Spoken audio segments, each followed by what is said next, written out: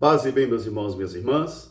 Estamos na terça-feira da segunda semana do Tempo Comum, dia 20 de janeiro. Hoje nós celebramos a festa do mártir São Sebastião. Ele viveu no século IV e é o padroeiro da cidade do Rio de Janeiro. O nosso evangelho de hoje é retirado do livro de Marcos, capítulo 2, versículos de 23 a 28. Naquele dia, um dia de sábado, Jesus atravessava uns campos de trigo juntamente com seus discípulos e seguidos também com muitos mestres da lei e fariseus. Enquanto caminhavam, os discípulos de Jesus apanhavam algumas espigas de trigo. Os fariseus então começaram dizendo a Jesus: "Por que os vossos discípulos fazem coisas que são proibidas serem feitas em dia de sábado?" Jesus então olhou para eles e perguntou: "Por acaso não lestes nas Escrituras o que Davi e seus companheiros fizeram quando tiveram necessidades e passavam fome? Como ele entrou na casa de Deus no tempo do sumo sacerdote Abiatar, e ele agarrou os pães consagrados e comeu e deu também aos seus companheiros, e esses pães só podiam ser comidos pelos sacerdotes? Por acaso não te recordas disso? Por isso eu vos digo, o sábado foi feito para o homem, e não o homem para o sábado. Por isso o Filho do Homem é também Senhor do sábado." Palavra da salvação. Meus irmãos, minhas irmãs, novamente estamos aqui diante do mistério da palavra de Deus que existe para animar, exortar e corrigir. Animar, exortar e corrigir. São as três missões que a palavra de Deus tem para formar o homem e a mulher que vai servir ao próprio Senhor. Mas eu e você, todos nós carregamos algumas limitações humanas. Todos nós somos prisioneiros por alguns condicionamentos sociais, culturais e humanos. De modo que às vezes nós desvirtuamos a palavra de Deus pelo modo como nós a enxergamos. Porque cada homem e cada mulher tem o seu óculos pessoal, tem o seu filtro no ouvido e quer ouvir somente aquilo que lhe interessa e pode ver somente também aquilo que lhe interessa. E assim, alguns de nós ficamos mergulhados numa tendência mais rigorista, outros numa tendência mais permissiva. E são dois contrários que não se beijam e que também podem destruir. É dentro dessa lógica, então, que nós podemos começar a compreender o conteúdo da primeira leitura de hoje, tirado do profeta Samuel. Samuel estava ali choraminguando porque Deus havia retirado o espírito do rei Saul, aquele mesmo que Samuel havia sido mandado ungir como rei. Agora o próprio Senhor diz a Samuel que vai retirar o espírito de Saul e que vai eleger como rei a outra pessoa. Então, o profeta fica choraminguando e descontente com as coisas de Deus. E o Senhor fala para ele: "Para de choraminguar e vai fazer aquilo que eu te pedi. Vai até a casa de Jessé em Belém e ali vais encontrar aquele que será elegido o novo rei." Samuel teve medo da reação de Saul, mas obedeceu ao Senhor e foi. E ao chegar na casa de Jessé, então, Samuel começa a contemplar e a ver os filhos de Jessé. E o primeiro que ele vê é alguém muito forte, muito belo, e ele fala: "É esse que Deus quer." Mas o Senhor fala: "Não, não é esse que eu quero." Porque Deus não julga pelas aparências, mas Deus julga os corações dos homens e das mulheres. Nós seremos julgados por aquilo que está no nosso coração, porque cada homem e cada mulher vale aquilo que é aos olhos de Deus e nada mais, como nos ensinou o nosso Pai São Francisco.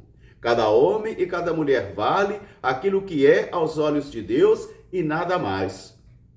Todos os filhos de Jessé foram apresentados então a Samuel. E ele se enganava. Ele se enganava constantemente porque ele julgava de acordo com a aparência. E o Senhor não julga de acordo com a aparência. Quem julga pela aparência é o ser humano. Quem julga pela exterioridade é o ser humano, mas o Senhor não. o Senhor julga a profundidade dos corações. Até que chegou o último, frágil, mas porém belo, Davi. E foi a este aí que o Senhor então elegeu como rei de Israel para suceder a Saul. O Senhor julga pelos corações e não pela exterioridade. Então agora nós podemos entrar no mistério do evangelho de hoje, porque os mestres da lei estão questionando Jesus sobre uma prática dos seus discípulos.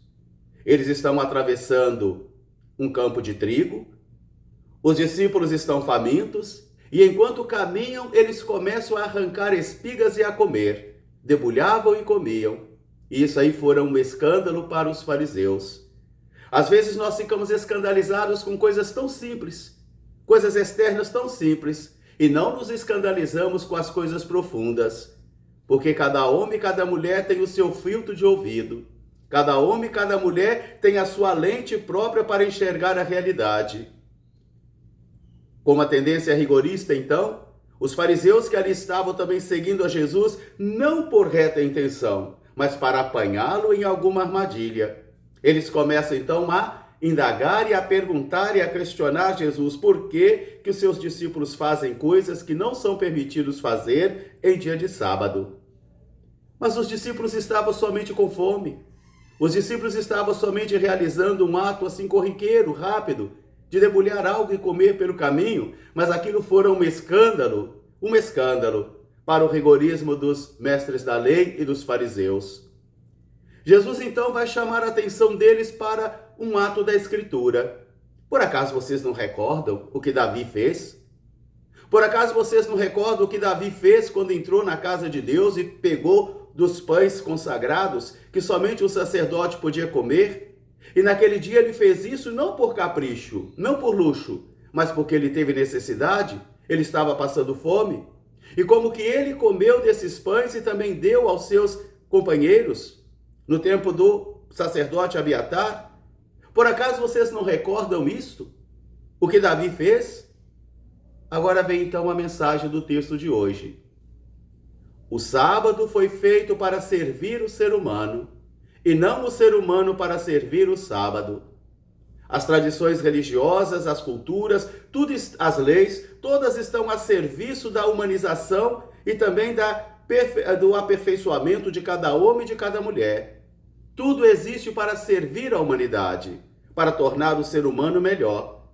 O sábado foi feito para servir o ser humano, e não o ser humano feito para servir o sábado. De tal modo que Jesus conclui: o Filho do Homem é Senhor também do sábado. Nós, católicos e cristãos, nós observamos o domingo, e para nós o domingo é o princípio sabático, é o tempo do descanso, do louvor, da caridade, do encontro da família. É o tempo em que nós paramos para contemplarmos a glória de Deus e guardarmos também a nossa identidade. Mas o domingo também é um dia de misericórdia, é um dia de caridade.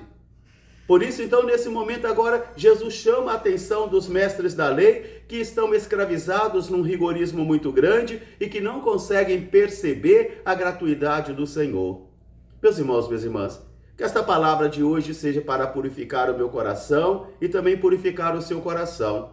E que esta palavra seja uma mestra de vida para mim e para você, de que nem a tendência rigorista e nem a tendência permissista são mestres verdadeiros de nossa fé. Mas vem um outro dom que nós necessitamos pedir ao Espírito do Senhor, que se chama temperança. Temperança. Não, não, não, não, não, não. Uma flecha não bastou para calar a sua voz. São Sebastião, rogai por todos nós. Um grande fraterno abraço para todos, paz e bem. Até amanhã, se Deus quiser.